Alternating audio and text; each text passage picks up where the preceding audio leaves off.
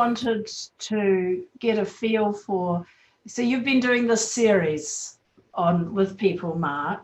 Yeah, you know, Marcus, and so how often are you doing these things?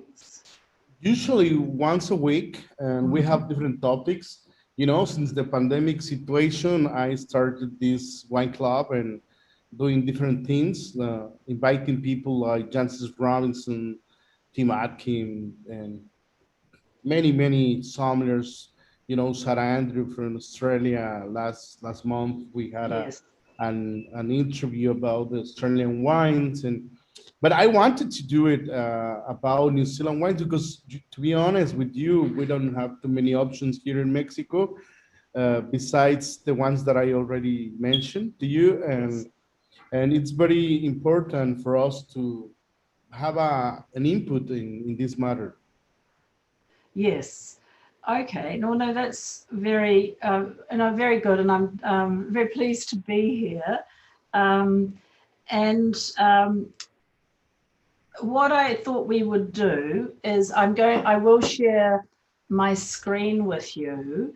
Um, Yeah. I did actually, I was thinking I should take you for a walk around my school so you could see, because we are a culinary school here. We teach about food and wine, Yeah. and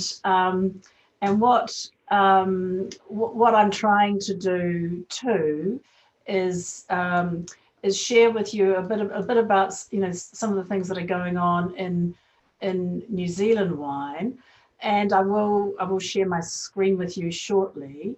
Yep. So I'll just take a photo. Okay. Of this one. And so let me just think. So we've got. Um, I'm just going to open this a bit. Yeah, yeah. And okay, hold on. Share screen. How do I do that? In the bottom Yeah. part, Oh yeah. you Here we go. have, yeah. Okay. Right. Okay. Oh, so I just want to take a photo of this. Okay. Uh, So you've got this here. yes, maybe. Okay, and I can make it a bit bigger for you.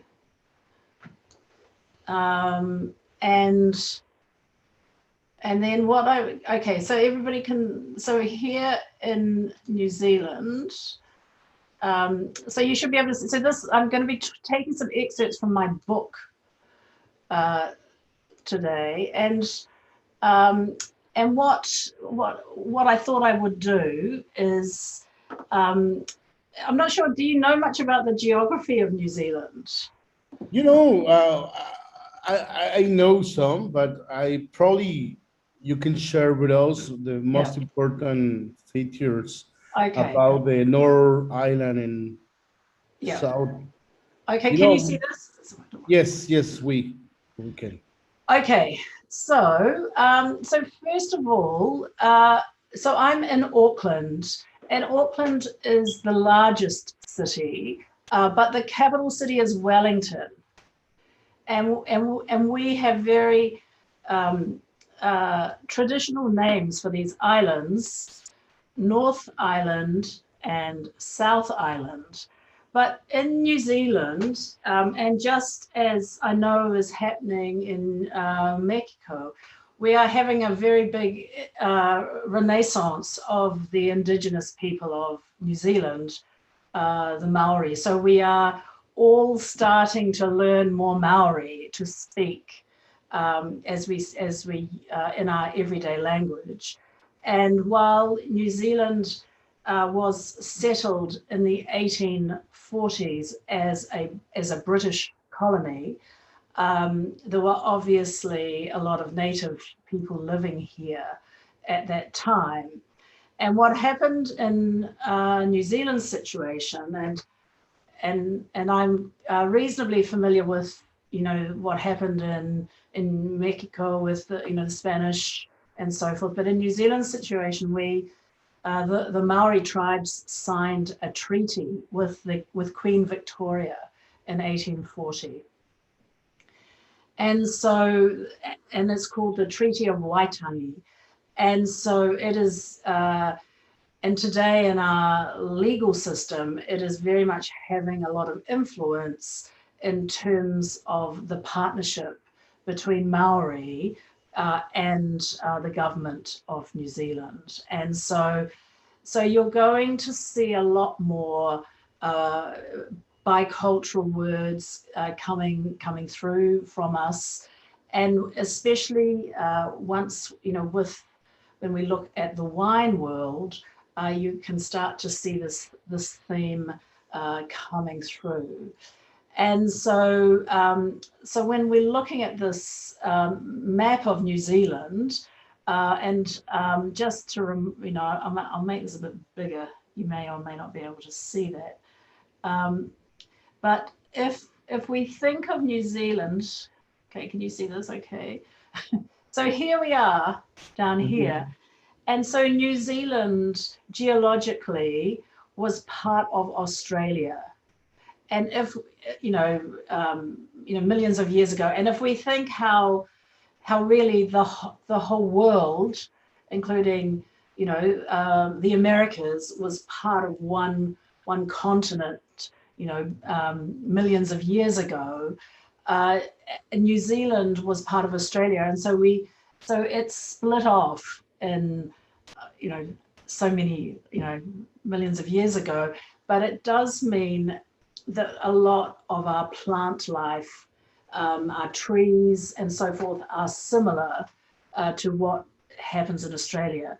And so while we're a lot further south, so we're similar latitude as Chile, and obviously as an island nation at the bottom of the world, we are very vulnerable to the sea. So I've got another picture I'm just going to show you here, which is, oops, sorry, we're going to go here to look at what happens in New Zealand is, and so we have, you know, we're an island nation, and we have a big, so on the east side is the Pacific, and on the west here is what is called the Tasman Sea, and then to the south is the Southern Oceans. So down here, so if we kept going south, we would end up in Antarctica. And so from a weather situation, New Zealand is a temperate climate. It's a temperate climate in that we don't, you know, have too much heat, we don't have too much cold, and very much it is driven by this whole influence of the oceans. And so up here in Auckland, where I'm sitting today, so that's up here, we are getting rain. It's raining today. It's coming from the west over here, but also we get from the islands, from Fiji, Samoa, which are up to the north, we get a lot of tropical warm winds and a lot of rain coming from the north.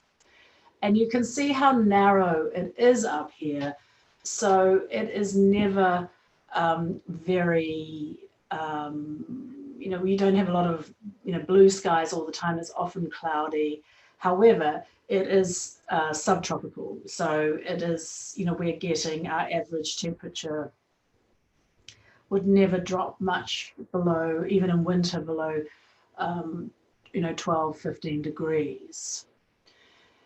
And so this whole North Island here is also volcanic. And so in Auckland, we have maybe, you know, over 50 extinct volcanoes.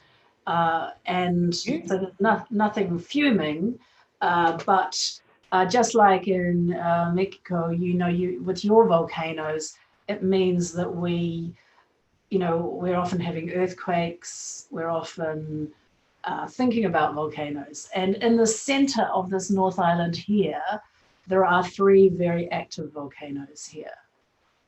So we're living in, in a world where we're very we teach our children what to do if there is an earthquake or a volcano.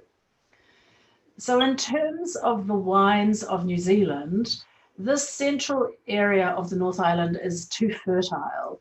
So we start to see on this coastal area, this where I'm circling here is an area called Hawke's Bay, and there's a little area here called Gisborne, and you'll see, so this orange color is showing the sunshine hours. So it says here there's 2,200 sunshine hours. So this here is by far the hottest part of the North Island.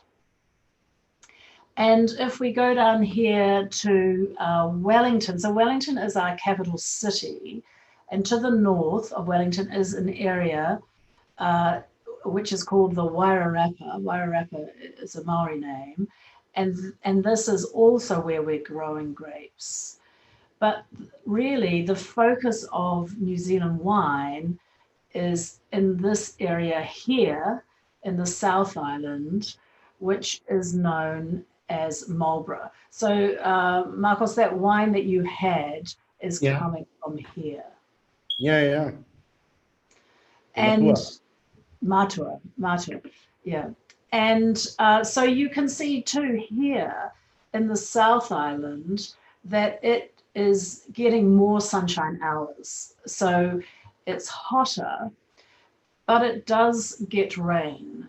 And it, if I just we'll come back to Marlborough shortly, but if we come into the South Island, you'll see this purple bit here, all down the spine, is actually a range of mountains. It's mountains called the Southern Alps. And you'll see here, obviously, there's not so much sunshine, and that's because the Southern Alps they're getting rain off the west. So the rain comes off the sea, the Tasman Sea, and it dumps in the mountains. And then on the eastern side is a rain shadow of those mountains. So it, as you'll see, is comparatively dry. And it's this eastern side where we see the vineyards happening. The western side is too wet for vineyards. And so I come from this area, Christchurch, and even though I'm living in Auckland, so I'm living up here, and oh, that's rain. Can you hear the rain? And so this weekend for Easter, I will be flying down here to Christchurch, and I'll just swap out here for a minute. I'm just going to get rid of some of these things. So we're going to just go here. Oh, raining. So this is where I'm going. This is our family farm, and it's a place called Pigeon Bay in the South Island. Now, can you see those sheep? Yes. Yeah. Wow. So for nearly 20 years, I had a restaurant in Christchurch, Christchurch the city, and we would use the sheep from our family farm. They're organic sheep, and they were the focus of the cuisine and the restaurant. And we would get them, we would send them to the meatworks, and they would arrive at the restaurant, and we would, sell the lamb in various different dishes. But unfortunately here, this is all volcanic. And so we had a big earthquake literally 10 years ago. We've just celebrated the 10th anniversary of it. And my restaurant and my home in Christchurch was destroyed. So that is what prompted me to go and resettle in Auckland. Having said that, we still, this is still our farm, and when we come back very regularly, once or twice a month, or once a month anyway, I'm coming back, and well, there is someone who's managing it for me, so I'm not chasing around after the sheep too much. Yeah, we know some about earthquakes here in Mexico as well. Yeah, I'm sure you do. Many things, and then so in terms of my background, I have a school of food and wine here. I am a chef, but also I have, we teach the WSET programs, and I have written this book on New Zealand wine. And this is what I'm using some of these images for my presentation today. This is, I've just done the new edition last year, and so that's what we're doing. But I am, obviously I've met Marcos from the Sommelier Association, and wine is and remains an international language for us all. Yeah. So are you selling this in Amazon, or? No, we're selling it through the school here. So I mean, if you were wanting some, we could sell it, because Amazon ends up costing so much. I don't know. Yeah. you pay them to list it. So but we are selling it through our website here. And I'll just let me just show you this one here. So with hold on, we'll do this one. I'll just show you a photo, because this is us here. So so we do a diploma of wine and various things. And in fact, I think I've had one Mexican student over the years, but we do full-time, professional. I mean, cookery is probably the biggest thing that we do. So and today they're all busy in the kitchen cooking. Yeah. Anyway, so let me get back to my story on New Zealand wine. So what is important to understand in New Zealand is, well, New Zealand was settled by Europeans, really only since 1840, so quite recent, and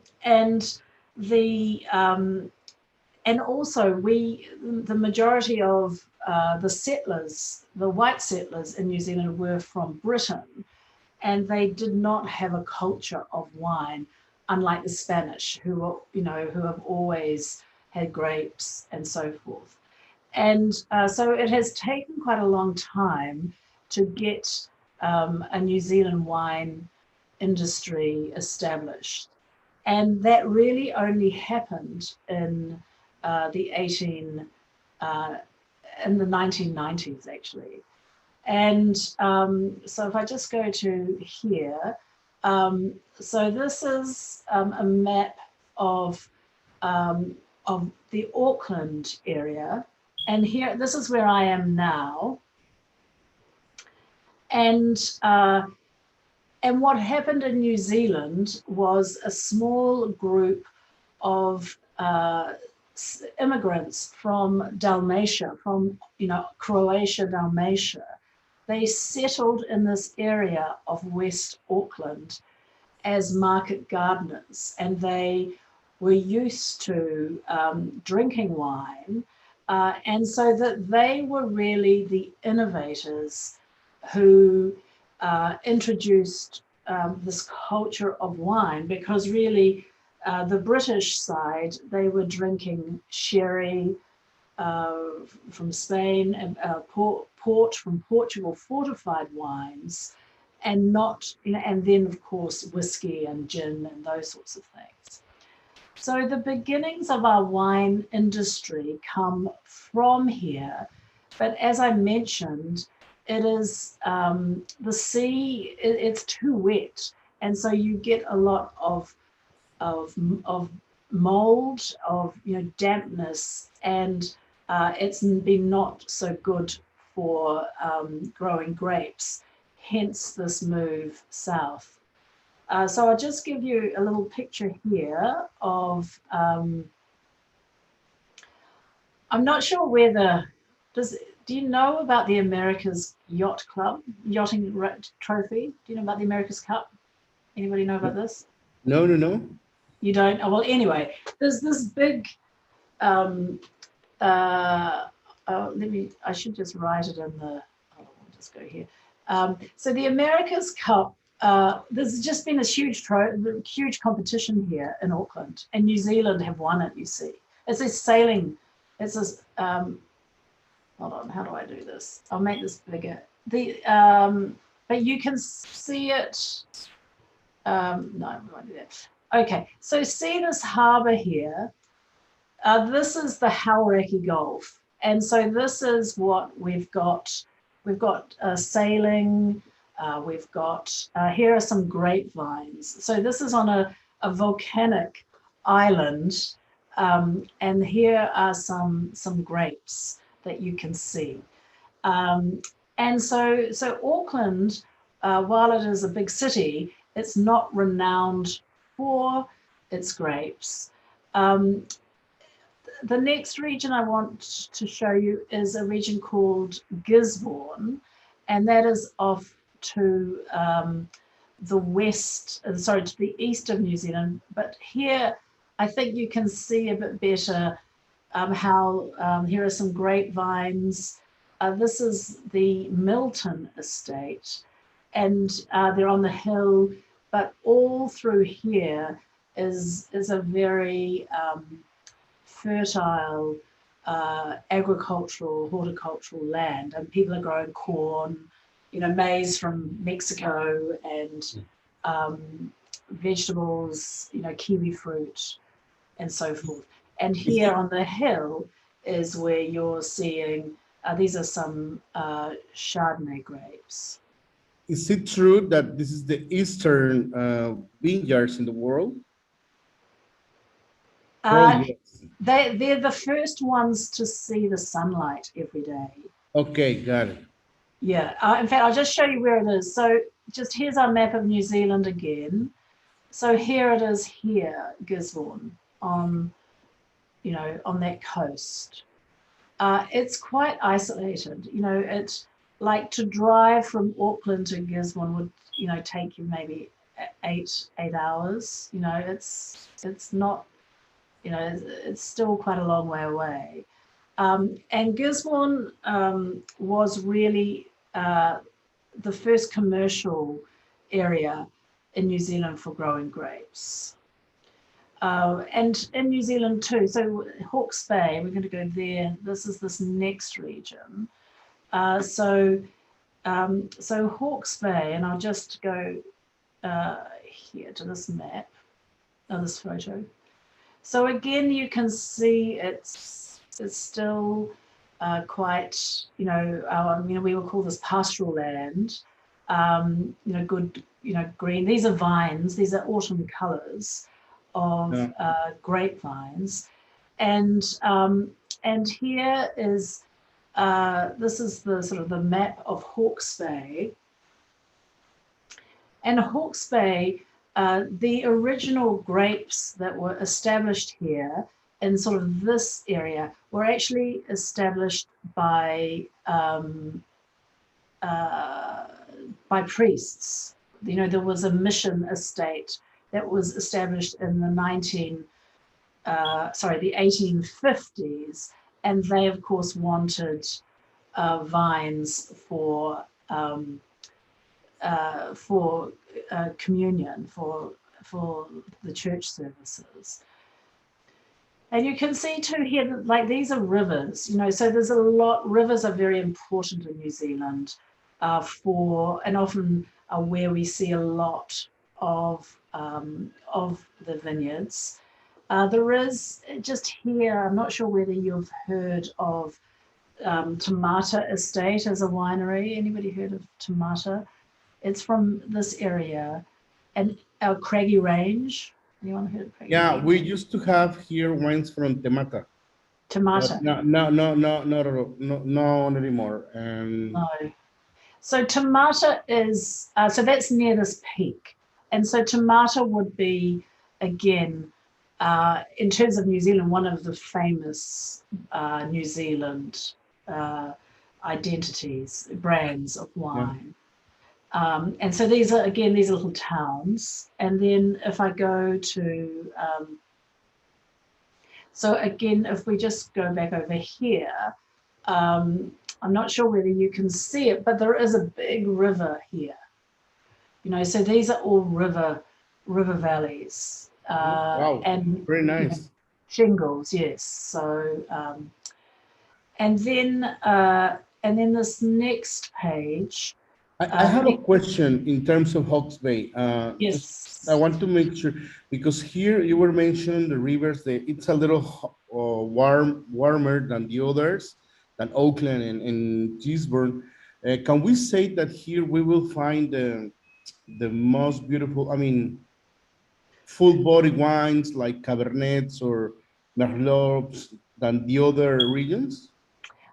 And yes, this area, Hawke's Bay, is very much associated with the Bordeaux blends and Chardonnay and Syrah, a little bit of Syrah. So it is seen as making very top quality Bordeaux blends. And because of that, because it is hot. And you see, I'll just go out of this a bit. But can you see it? Because it's surrounded by mountains here. See, these are all mountains. And so, again, it doesn't get a lot of rain because the mountains are taking the rain. Kaiweka? Kaweka. And Ruahine. That's Maori, no? Well, it is Maori. These are all Maori names, Yeah. That's one of the, when I was studying New Zealand wines, it was difficult for me because of the names. Yawanga, Temata, the names in Maori sometimes it's not really easy. That's right. And this river is called the Ngaruroru. So that river, so you're never going to say that. Yeah, no, forget about it. Here is that river, just where I'm looking now. And then if we keep going south, so the most of the wine there is a little bit grown here. So here is Wellington, the city of Wellington, which is the capital city. And then up here is the Wairarapa plain. So this is where we have Martinborough, and I'm sure you've heard of Martinborough too. Yes. For Pinot Noir, especially. Yeah, very nice Pinot Noirs. So those Pinot Noirs are here, and you can see again. Look at this huge range of mountains here up, and then this lighter green is just the valley floor, and then there's more mountains here. So it's not a lot of this Tararua range is impassable. It's forest. It's just it's native rainforest really. And so then if we cross across the South Island, we get to this place. So this is Marlborough. And I'm just going to show you that map again, just so now we've come down here, East Coast, Hawke's Bay, Wairarapa, and now here is Marlborough. So this is the South Island. I have a question, Celia. And when we talk about Martin Boro, it's a sub-appellation of Wairarapa. It is. Okay, Yeah. got it. And so, in fact, I'll just show you. We'll come back to this map. I'll just go back there for a minute. So here's a little town actually. Can you see this, Martinborough? Yeah. So the bigger region is called Wairarapa, but Martinborough is a sub-region, or is it an appellation? It sort of is. It has a geographic indication. So just around this it's a little farming village, really. And the other question is in terms of Pinot Noir, because I tried some wines from Martin Boro in comparison with Central Otago, that it's also well known for Pinot Noir. Yes. What's your opinion about it? I mean, different styles. The ones from Martinborough are seen to be a bit more Burgundian in style, with a higher acidity, whereas Central Otago is more full-bodied, more full-bodied wine. So many people would think, there are some very famous wines out of Martinborough, Pinot Noir, and many people would consider that they would, be slightly better. They're not. Whereas, having said that, the Central Otago wines are easier to drink because they're more fruity and more full-bodied. So, but we'll get to Central Otago shortly. But also, so this is the Marlborough region. But this region here makes some very good, very fine Pinot Noir as well. Wow. And while it is so closely associated with Sauvignon Blanc, in fact, Sauvignon Blanc is like, 85% of what is grown here, and certainly what is exported. There are other grape varieties that are doing very, very well here. And I'm just going to go back. Sorry, to go back to my map of New Zealand.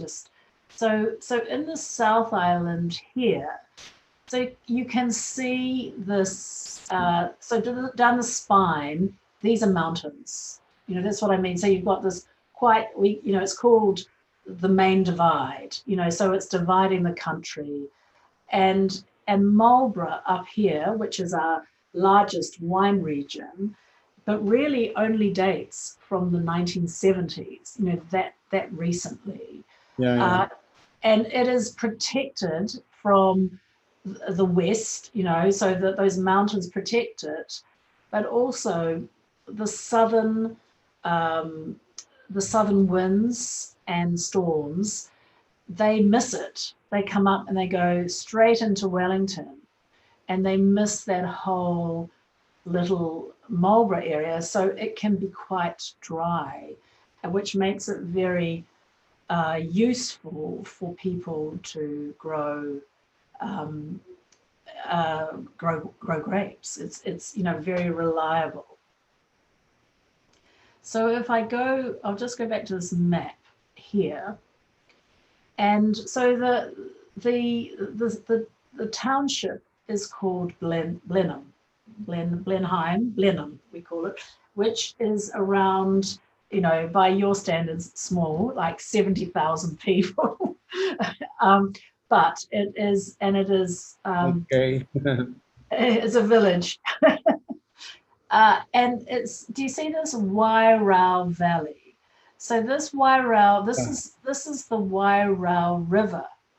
And this is a very famous river, and you'll often hear people talking about the Wairau. So it is here, and it also, I think if you can see, it's quite windy and flat. But this area that I'm just circling is really known as the famous area of Marlborough. And Can you explain us a little bit more about the influence of the Cloudy Bay and mix it with the influence of the Wairau, I mean, river and the soils all together? Because I'm pretty sure that this is one of the famous regions of Marlborough, but just to understand well, how is this impact? okay, so well, first of all, I need to say that Cloudy Bay has never been a New Zealand owned estate. It was Australian owned, and it was set up by David Honan from Cape Mentel at Margaret River in the mid 80s.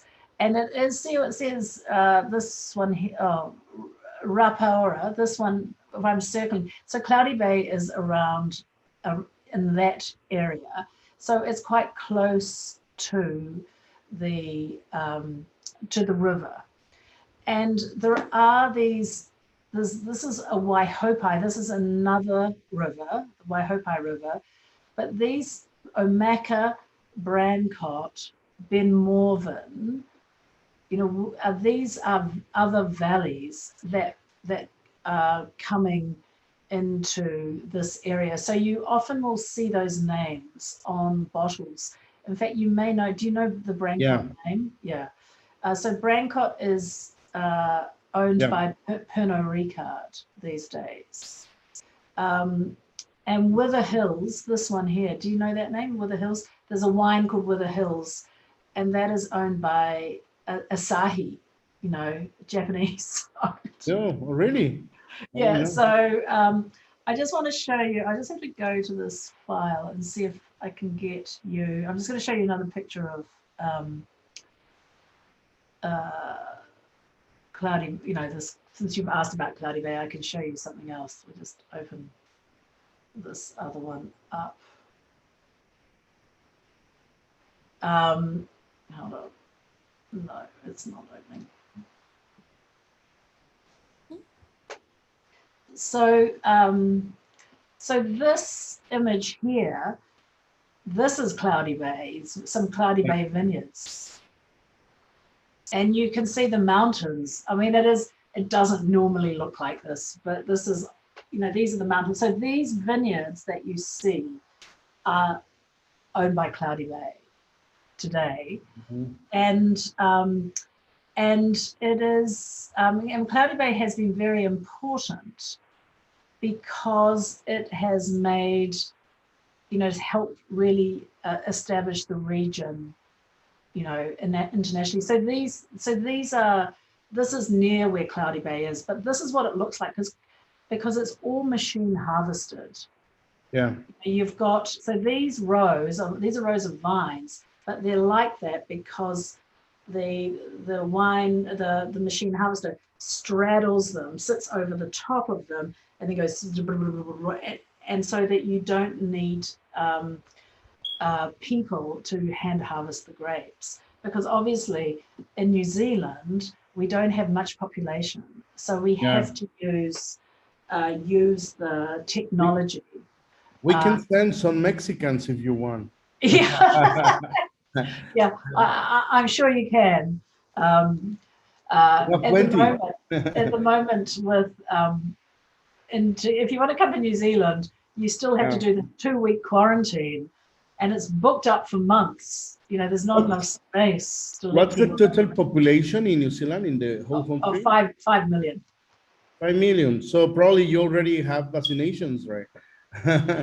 Well, we're just, you know, as you know, we're just a small country. I'm going to show you another photo. Just here, I'll just try and make this a bit bigger. Oops.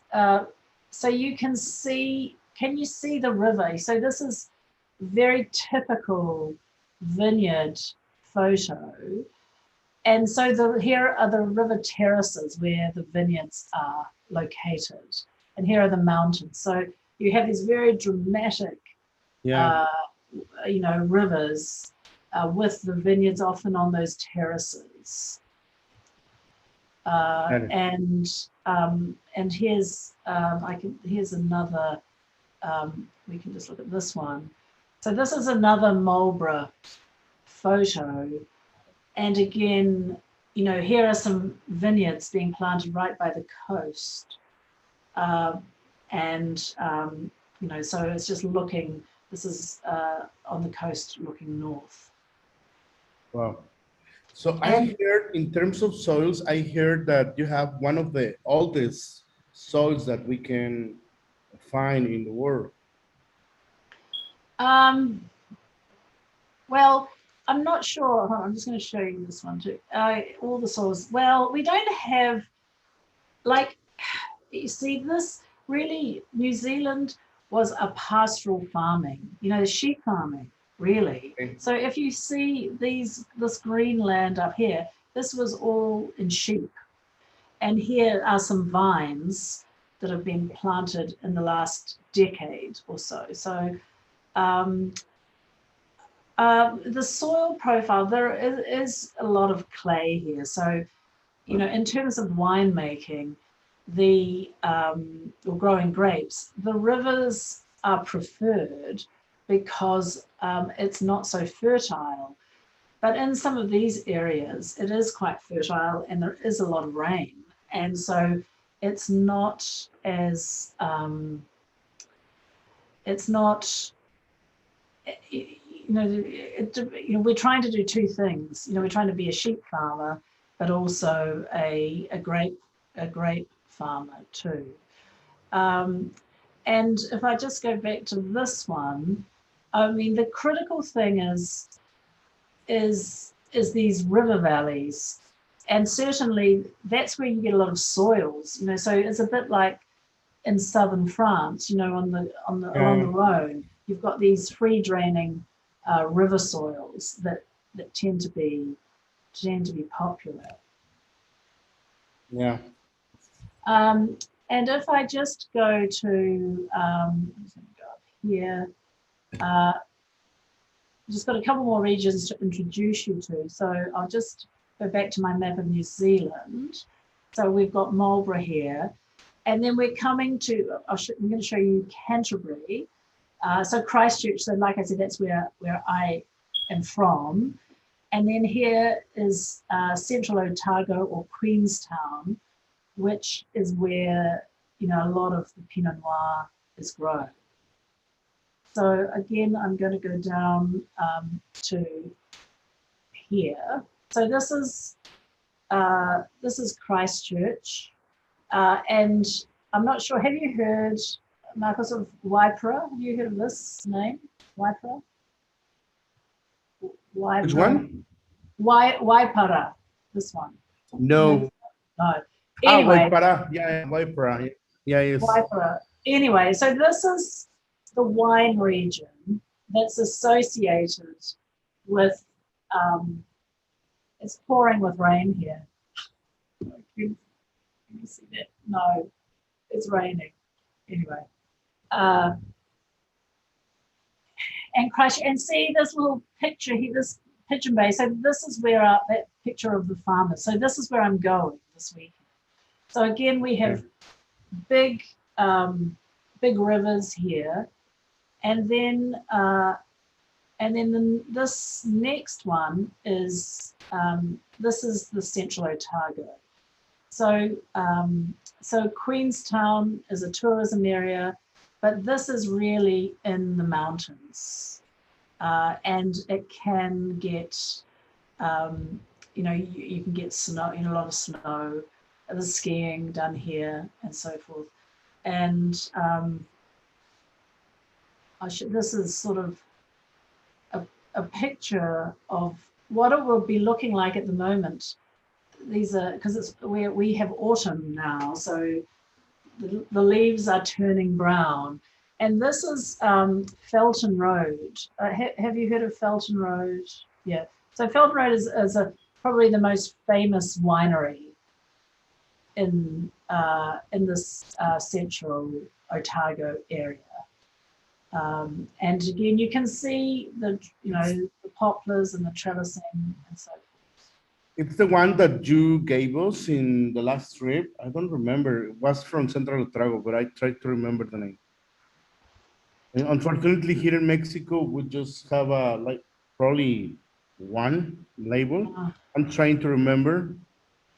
Look, I'm not sure. Um, Mood House, Mood House. Mud House. Oh yeah, Mud House is it's another. It's Accolade wines. Mud House. It's Australian actually, but Okay. there's a lot of investment, and in fact, this Felton Road is owned by an Englishman. So there you go. Okay. It's all a conspiracy. Villa Maria is owned by a New Zealand family. So, so Only in America. Okay. yeah. Any Well, Mexican invest? I'm not sure. I'm not sure. So anyway, here's a beautiful photo of the Sauvignon Blanc grape, and um, and this is it's incredibly ripe now. You know, so you're getting all those tropical fruits and aromas, and very much a purity of fruit. So as I mentioned, Sauvignon Blanc is still our most important grape from an export point of view, and that's the Yeah. one that is easy to find. And I do in my book, I have talked about some of these characteristics. Yes. This herbaceous gooseberry, freshly cut grass, but also citrus, grapefruit, lemon, lime, and then you get green apple. But sometimes when they've left it to ripen, the Sauvignon Blanc will taste a lot of that Yeah. passion fruit. I agree with those descriptions. And what I'm drinking is the matwa, the head of the family. That is the Yes, meaning of the word. And yes, here I can find the gooseberry a lot, passion fruit, pineapple, sun peach, yes, a little citrus, sorry, on it. But it's very interesting, as just you yeah. mentioned. And look, it's very easy um, to to find those flavors, to describe them. You can, Yeah. what all of these things are pretty much easy to identify as if you're smelling and then tasting. Yeah. Yeah. And then, so we have, this, like I said, this beautiful wine. Um, and but Chardonnay is the second most popular white grape, and this is some Mendoza clone of Chardonnay. Um, Okay. and So talking about Chardonnay, are we talking about Burgundy profile, more like a Chablis style, or more like Mendozan style? a more a Burgundian style generally. So with because New Zealand is still a cool climate, so I got it. the acidity is here naturally. Um, and you can see these little grapes, big grapes, little grapes. So these are Yeah. known as the hen and chicken, and they give a different, they give different characteristics to the wine. So that it can be very good. Yeah. And then I've got here, we've got, what am I doing this way? So this is Pinot Gris grape. And Pinot Gris is, as you can see, it's a bit pinkish. And it is basically it's part of the Pinot Noir family. It's a variant. And so that's why sometimes you'll get that that blush color, that light pinkish color or hue in a bottle of Pinot Gris. But we're making a lot of Pinot Gris in New Zealand too. And then, but also, sorry, you got Riesling. So this is Oh, a really? Riesling grape Which too. part in are you producing Riesling? Look, I mean, all of them, all the regions produce Ah, Riesling. Riesling. Okay. Uh, it's definitely seen as a wine lover's grape, Yeah, and yeah. not too challenging. It's more like the German style or more like the Alsatian style. Well, both. Just Okay. people. I mean, the winemakers are experimenting Okay. with it. And there's also a little bit of here we go, a Gewürztraminer too. This is Hmm. Gewürztraminer. Gewürztraminer grows very well in New Zealand. Again, I mean, this would be more of an Alsatian style of Let, Gewürz. let me let me tell you something. Mexican food goes well with Gewürztraminer. I Yeah, tried many times with different styles, like from some Spain, from also from Alsace and some other right, countries. And we are right. producing Gewürztraminer in Mexico as well. Yeah. And look, I've been to Mexico twice. I've been to Mexico City, Cuernavaca, and then more recently I went to Ensenada and and visit some of the wineries up in the hills above that. And yeah, it was a very interesting to taste wine. Again from seeing how the coolness, Yeah. the higher terrain would help the vine. So, and I When love when was Mexican that? food. Sorry. When was that? Oh, In that was probably at least 10 years ago. Okay, But now it's very okay. It's a very different situation now. So yeah, we're, I mean, growing a lot in terms of wine production, but also in yes, consumption. yes, Since 10 years, probably we have 5 times consumption yeah, nowadays. So you need to make sure that you have an extra 2 days, because yes, I'm going to take you to visit some very good wineries as well. sure. Well, even back then, I was impressed with some of the wines too, and I could see I can't remember the names, but I could see there was huge potential, Yeah, yeah. and every Mexican restaurant in the world should have some Mexican wine. For sure, for sure. We will. Don't worry. We're working on it. Yeah. Okay. And then, so then here's the beautiful Pinot Noir grape. So this is our most, you know, celebrated, red grape. And you can see again, it's quite a smaller bunch. And this is about to be picked. It's looking beautifully ripe. And then we do have, we do, oops, am I going this way?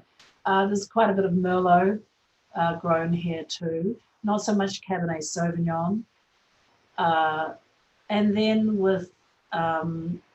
there's also Syrah So, is really popular or growing in popularity, especially with the winemakers because so they're this one wanting, is more in the North part, right? North Island, yeah, right? in Hawke's Bay, Hawke's Of Bay, and Volkswagen. Mm.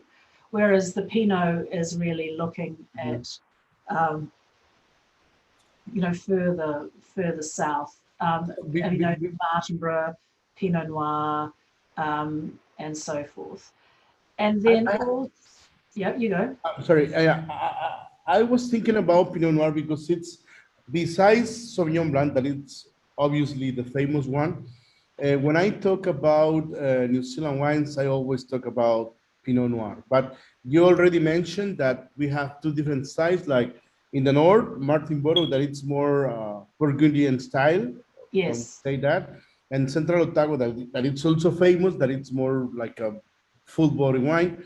But do you know, in terms of clones, are you using or planting special clones, like any number, because, in the United States, they are working a lot in terms of, okay, we are planting this kind of clone.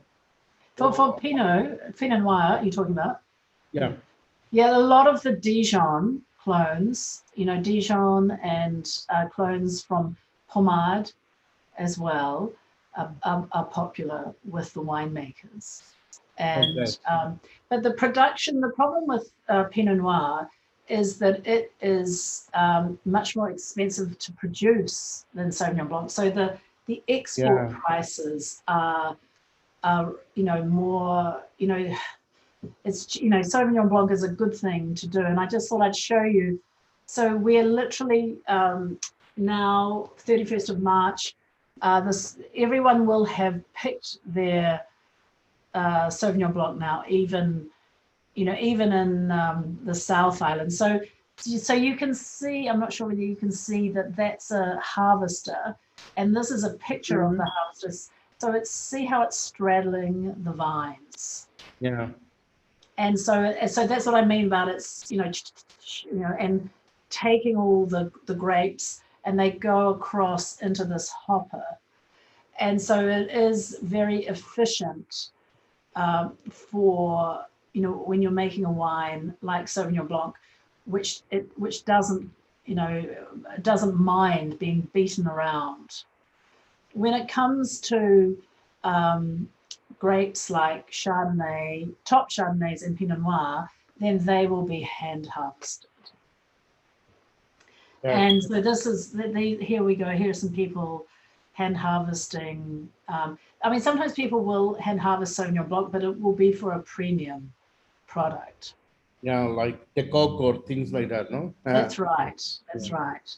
And this, and you see what's happened this year with the COVID is that normally there would be a lot of backpack, young people touring, tourists in New Zealand who would come and work as picking grapes, but there haven't been any people, so they've had a big problem to try and get the harvest in, and not just for vines, also for fruit. And talking about 2020 and besides COVID, how was the harvest? Oh, in 20, or we're just doing it now as well. Yeah. It's been very good. Okay. So, the biggest problem is there's no extra staff to help. Okay. They've been struggling, and so everybody has been lending a hand.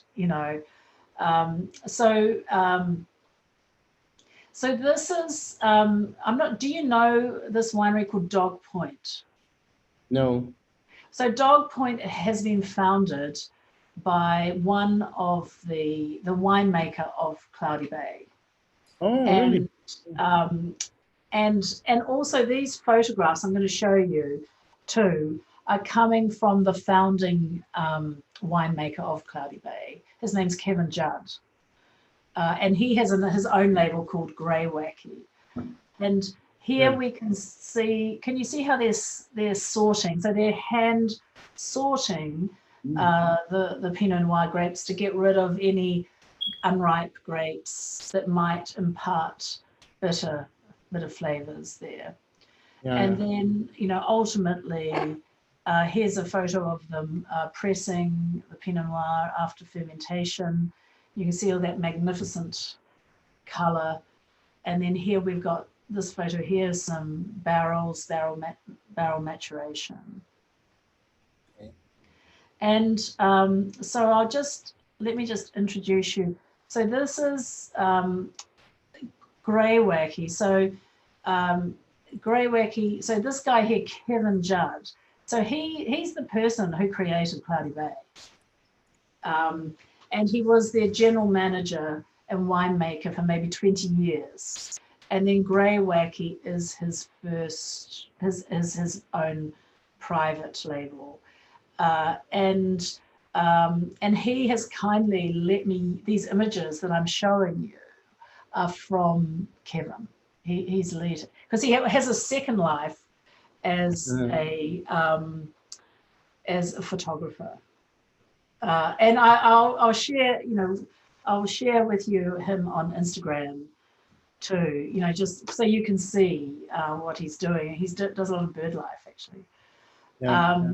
And so so when we come to New Zealand wine, you can see you should be able to get you know, on the back label, it's just like a lot of places internationally, but you are having to have some sort of health label.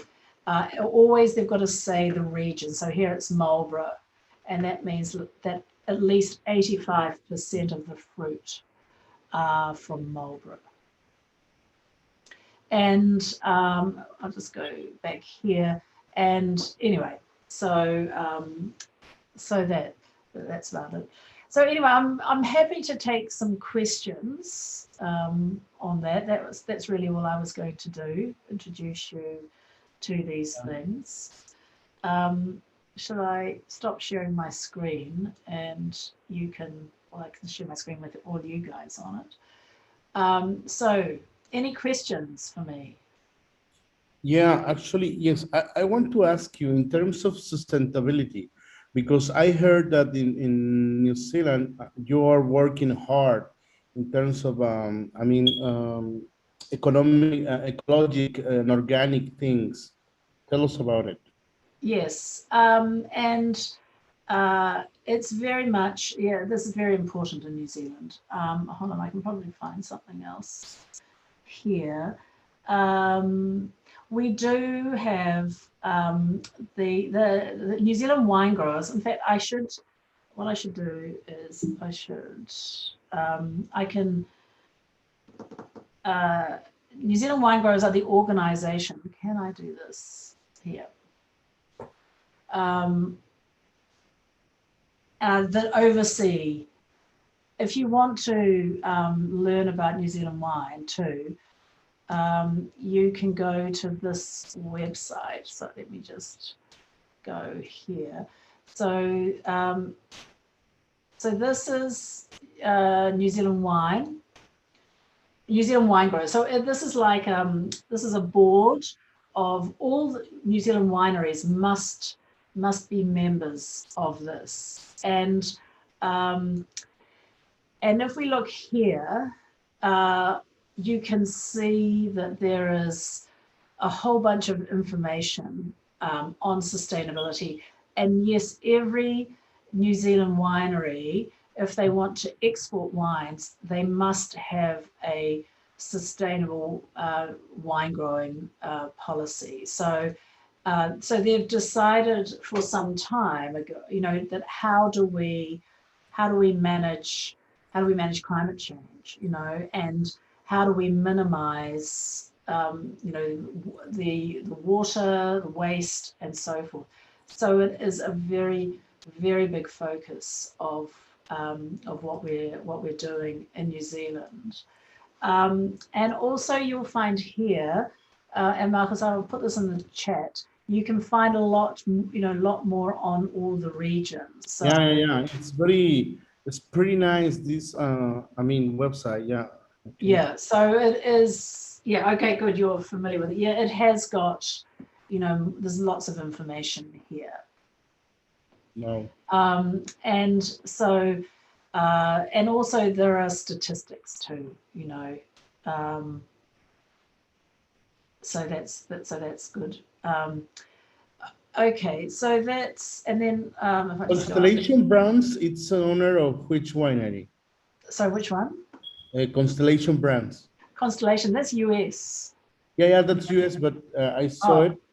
I'm probably their owner of some. Kim Crawford. Okay. Kim Crawford. What else?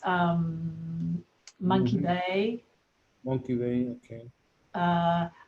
I think some of those ones that you talked about too, and with them we can see. I mean, so Villa Maria, that, you know, that's a New Zealand owned, a family owned business. Yeah, we have it here in Mexico as well. Yeah. Yeah. Okay, that's great. And you know, anyway, those sorts of things. What about? But you're mostly getting Sauvignon Blanc. You know, you wouldn't. You know, there's not too. You've got a little bit of Pinot Noir there, but there's not too much, is there? Yeah. No. I mean, I really want to learn more about it. Yes. And I mean, the problem is, I don't know how, because in terms of distribution in Mexico, how does that work? Yeah, it's a really a problem, especially with those countries that are far away, because Yes. I mean, the cost it's very high, and Yes. the taxes are impossible to pay. Yeah. Yeah, that's Yeah. why. So, and besides that as well, and the consumption is just growing. As I Is told it? you, the wine culture in Mexico is just developing. Right. Yeah. So tell us about the gastronomy in New Zealand. I mean, uh, I never been in New Zealand. It's one of the regions that I want to really visit one day. Well, I mean, the gastronomy is still primarily from in good restaurants, it is from the French tradition. And, but we also have, a big fusion thing where there's a lot of Asian influence, like there's a lot of Korean, Japanese, Indonesian, and Malaysian people living here these days. So we're quite a multicultural society. And so you're seeing that in the food. In terms of Maori cuisine, um, it's historically the Maori would cook in the earth oven. Like you get in um, Argentina and so forth. Where people would put the stones in and cover up. I'm sure. Do you do that in Mexico as well? The earth oven. Which one? The earth oven, the umu earth oven. For where you build a fire in the ground and stones, and then and you put the meat or the vegetables in baskets, and you cover it with soil and put some Ah, water. yeah. We have it the same. Yeah. Yeah. I thought you did. Yeah. Yeah. Are people doing it much these days? For me, Do people in Mexico, are people cooking that way? With what did you call it? The earth. Well, we call it an earth oven. Hangi is the Maori term for it. I don't know if I'm sure about what I'm gonna say. In Mexico, abulon. I don't know if it's the same. Abulon. Yeah. Yeah. Yeah. Anyway, it's I think with what we do, we're very much, we are into fresh things, so making sure that food is healthy and more and more healthy, but also that it is using local ingredients and so forth. Yeah. So, Well, one day you need to cook something very traditional, and I will take some Mexican wines, and we do the match. Or even better, tequila or mezcal as well. Yes. Look, there's a guy here who has a mezcal bar. So, I mean, I do, talk to him too. Yeah, okay. But, I'm not a great spirit person myself. I'm just happy with wine. And just as a after dinner drink. Yeah. Yeah. Yes, when you've got something in your stomach. Yes, of course. Otherwise, it's not really healthy. No. So, and okay, as a sommelier, sometimes we always try to pair with food, but in my opinion, sommeliers have to be more, how do you say, creative. I mean, create something around, for example, music, and I really like music. Yeah, you And do. what's your favorite music, by the way? Or anything, Anything. Okay. Yeah. So My let's do son some. has a band. He has a Really? progressive rock band. Really? It's not my favorite. Okay. Uh, Okay. So, but no, no, I enjoy music, enjoy singing. Yeah. you know what I wanna do now? It's I will play some, and you tell me which grape of New Zealand wines are you going to pair with and why. Okay. Okay. All Let's right. start with this. Okay. Listen. Okay. Shall I? And I'll stop sharing my. Can you listen? Yeah. This is Ojalá que llueva café. The rock band is Café Tacuba. Okay. So this is it mariachi. It's kind of at the beginning, but it's more like son. We call it son. It's from Okay. Veracruz. This kind of music, but it's a mix between rock and son. So it's a very different kind of. So Yeah. I'll take another photo here. what do you pair It with? sounds like happy music to me. Yes, it's very happy. I have my choice, but tell me, what do you pair with? Well, you need to serve it with something spicy. Okay. You see, we have adopted chilies too in New Zealand, chilies and salsa, and again coming from, especially out of, the chili was taken to Asia, in the 1860s, and so now everybody's eating chilies in New Zealand too, because coming through a lot of the Indonesian, Philippine food that we have here. So yeah, I think you should have. We have a lot of very nice fusion restaurants. So a bit of you know Karanj chicken with something spicy. But I think you need And something hot. yeah, but in terms of wine, which wine do Oh, you pair wine. with Oh, this? sorry. Yeah. Well, If I you think you listen need this song, mezcal, don't you? no, maybe Sauvignon Blanc. It's a very freshy, very, Yeah. I really like when this kind of Sauvignon that has a guava aromas and things like that. I really like Yes. that. Yeah. So what do you think? Yeah.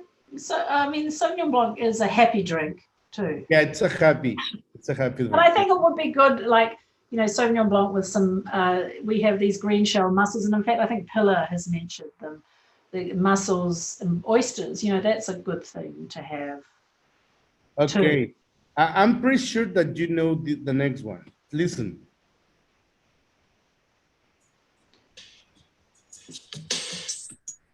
This is more smooth.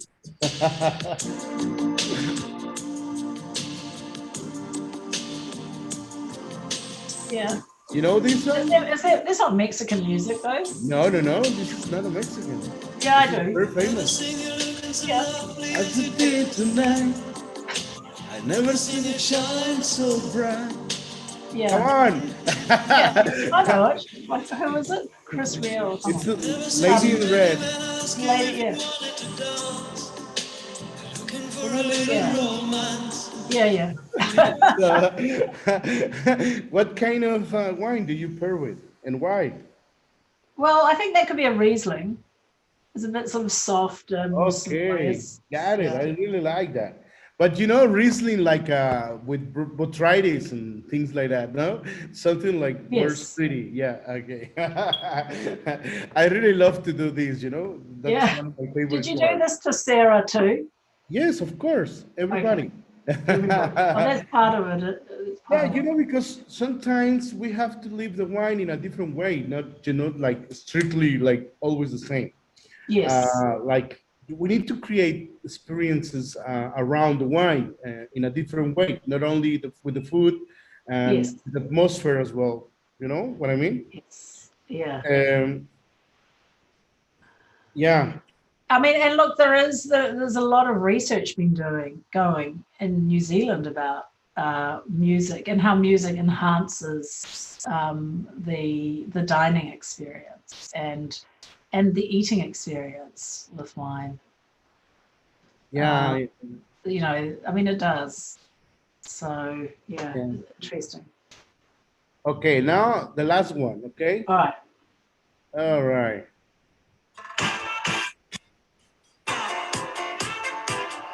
I'm pretty sure that you know this. You know? Yeah. Just thinking about This is one of my son's favorite songs. Is it? Yeah. I think you need to have an espresso martini with this song. You know Air, Wind, and Fire, right? Yep. Okay. So, which wine do you drink with? No, I Maybe think a you're having a both of cocktail. them? Espresso martini. Okay. Okay, good. Something that's going to get you going. Or why not a Pinot Noir, but a sparkling Pinot Noir or rosé or things like that. Maybe a sparkling wine from Oakland. I heard that in Oakland you produce a very nice traditional method wine and things like that, right? Not in Auckland. Not in Oakland, or which part No. is? But it's in the Uh, north, no? yeah, not really. I mean, I think it's probably from Marlborough. It might be bottled in Auckland. Okay, Yeah. I don't I mean, know. look, there's a famous Chardonnay called Cumu River. Maybe you're thinking of that. The Okay. Brackovich family. I try to remember, but I mean, I should go there one day. Yeah, Don't worry. yeah, yeah, you I can. will for sure. I will let you know. Who wants to go with me? Raise your hand. Okay, let's Yeah, make. okay. Okay, everybody wants to go. You see, Yeah. when is going to be the? Do you accept people to do the harvest time? You find a Yeah. room for 8 people, and we go there immediately as soon as we can travel. Well, the thing is, New Zealand has a closed border right now, so you can't even get in, even if you want to. Yeah, I know. I know Mrs. Jordan, so don't worry about it. Yeah, yeah. So, but it's funny. Yeah. Yeah. Okay. Oh well, look, I'm going to have to shoot off shortly, and because I need to go and I've got another class. So, Don't worry, don't worry. I know that you're always busy, my friend, yeah. and thank you very much for your time. I really appreciate it, and we learn a lot about New Zealand wines and also about your book. And I will try to get it. And I can put it on the chat too. yeah, yeah, yeah. And here it is. And I've got a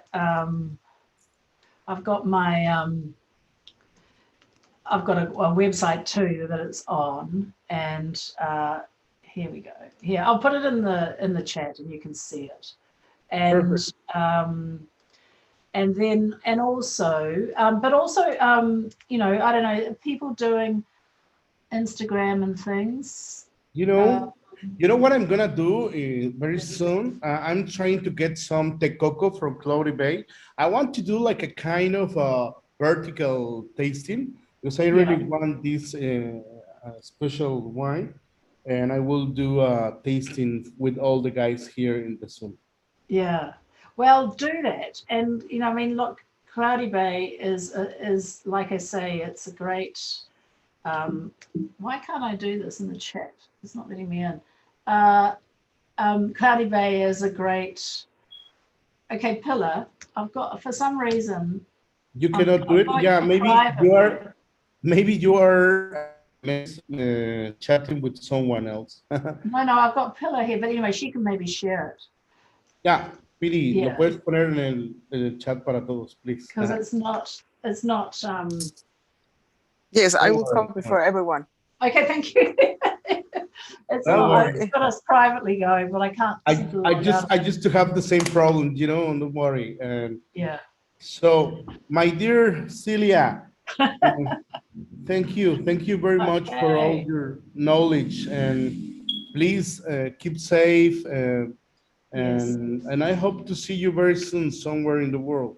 I hope Yes. in New Zealand. I don't think I'm going anywhere this year. I don't know about you guys, but I'm just No, thinking no. I'm I staying mean, in New I'm not Zealand. allowed to go out. So if No. I am, even if I have the vaccination, so probably if I am Mexican, the news about Mexico, out of Mexico, are not really good. So, And are you? I mean, how was COVID there? like everywhere in Latin America, no, it's even worse. But Yeah. I mean, we anything can last forever, Celia. So for sure, I will travel someday, maybe next year or Yeah. next one. So anyway, but we need to be ready to do whatever we need to do. But the good thing is that through Zoom we can chat each other, meet people Absolutely. from different. Yeah, Yeah, yeah, absolutely. And I think that's the lesson, isn't it? That we can yes, talk like this yes, for sure. and share, and often you get to know people better. Yeah. Because Otherwise, we always, get crazy. yeah, But it's that's a good thing. So, yeah. No, it is. It's well, good.